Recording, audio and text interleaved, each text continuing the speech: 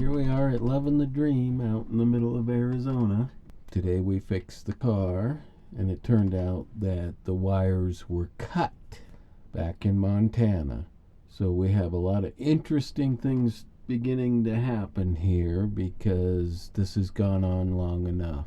So we're going to put an end to it all by beginning to talk, and we'll talk more and more as we go along. This has been a 7-year ordeal that I've gone through. It started out pretty mild for the first couple of years. There was no real events that took place. In the early days, I was getting money from the ex. She was paying my bills. She was calling every single day on the telephone. And after about a year, I decided, well, we better do something. So one winter at a table, I designed a company for CBD, and I started selling CBD, and I sold CBD for, right up until COVID hit. It supplied me with money to move around and do things like that. And the moment I did that, the relationship turned angry. Ever since then, her and my daughter have increasingly tried to destroy me. And I do mean destroy. They put out posts on Facebook on 2 different occasions defaming me, calling me all kinds of names, had all the public in an uproar over me. That continued to people contacting my employers and telling them bullshit stories about me being some sort of a sexual predator. They caused multiple issues in my employment. My cars keep blowing up. This is the second car to have wires cut. The first car, they cut the field wires.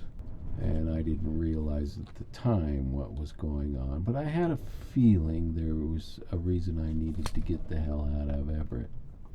And it became increasingly important that I do that exit, to the point that when I left Everett, everything on that car went wrong. I left Everett. I thought I had everything good to go. I couldn't wait any longer. I had to go, and I needed to go now.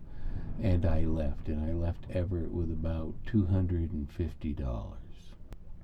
One of my cylinders, the injector began to just suck gasoline, and gas was about $5 a gallon at that time. By the time I had reached eastern Washington, I had completely burned through $200, had my last tank in the car. I was out of money. I stopped in Moses Lake, had a quick conversation with the ex, who refused to grant me any help whatsoever. Said she was broke. So I took off from there. I made it to Ritzville, Washington, and in Ritzville, Washington, I put out signs that I needed gasoline at the exit for the gas station. And a little later that day, the police officer showed up, and he said, hey, if you got insurance and you got your ID, you can go down to the sheriff's office and they'll give you a voucher for $75 in gasoline. Well, at $5 a gallon, that really wasn't a lot of gasoline, but it was enough gasoline. So I did that, and I got a tank of gas, and I made it to Coeur d'Alene, Idaho, to the Walmart parking lot, where I spent a couple of days. It was then that a friend of mine decided to send me money to turn my phone on, because they wanted to communicate. So I gave them a price. It turned out it was a little cheaper, so I had about $10 for gas, and the cell phone was turned on. This gift would later take my food stamps away. That $75 blew my whole food stamps apart. Anyway, I got the $10, and I made it to just into the mountains of Montana, and I drove up a road about 3 miles into the mountains, and I stayed up there for a couple of days. Well, I had charged the phone just a little too much, and I actually killed the phone, and I killed the battery. So I had no battery, no way to charge the phone at that point. The battery was deader than a doornail. I was 3 miles into the mountain. I was nervous about people trying to take me out because I was pretty convinced at that point that somebody was.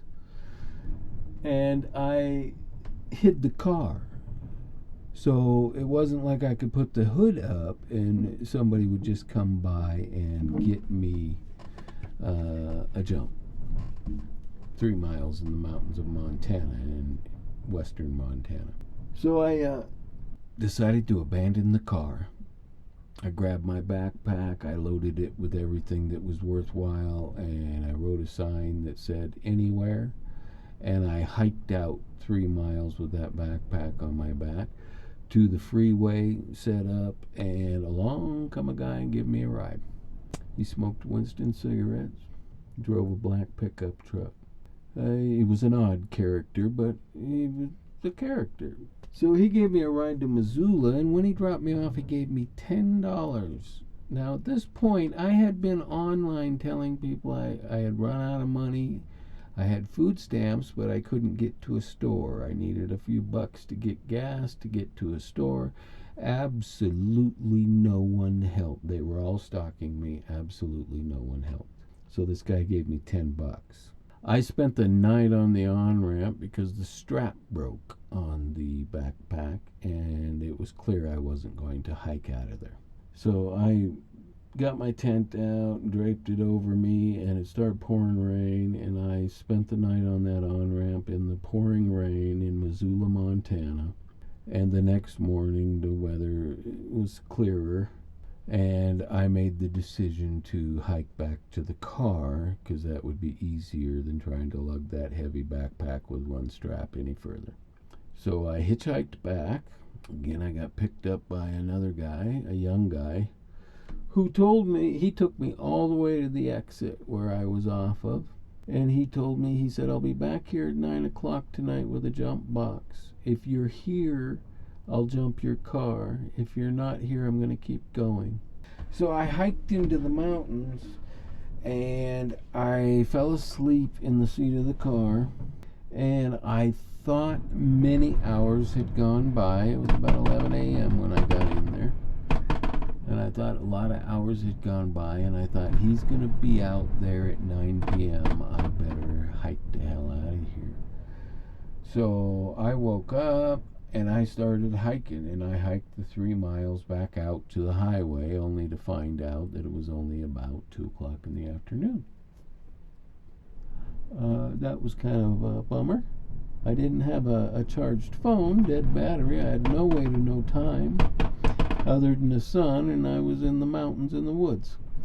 So I got out there. Well, I decided the whole way out there, I had this sign that I held at my chest that said, have a dead battery, need a jump.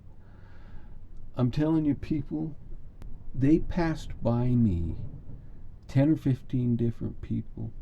One guy finally stopped and he says, is everything okay? And I was so in shock that he had stopped and said, is everything okay? I got a sign on my chest that says, dead battery, need a jump.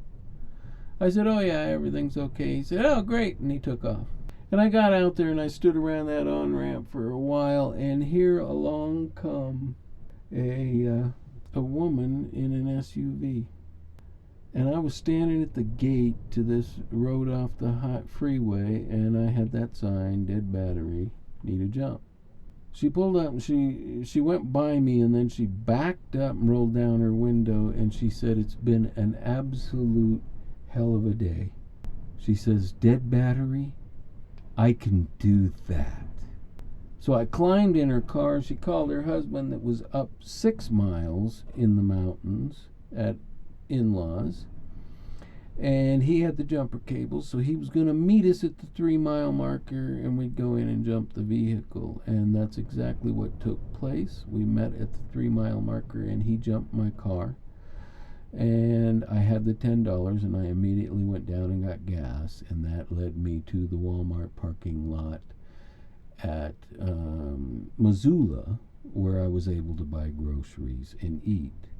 Mind you, up to this point, nobody other than strangers has given me a hand after Coeur d'Alene. Nobody. So that's the first part of the story. It's the first night that I'm doing anything like this, so I'm going to go ahead and end that there. But just think, we've got another couple years to go. Well, actually, only about 11 months after that.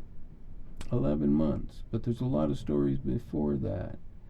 The things that I've been through in life are incredible. I shouldn't be here.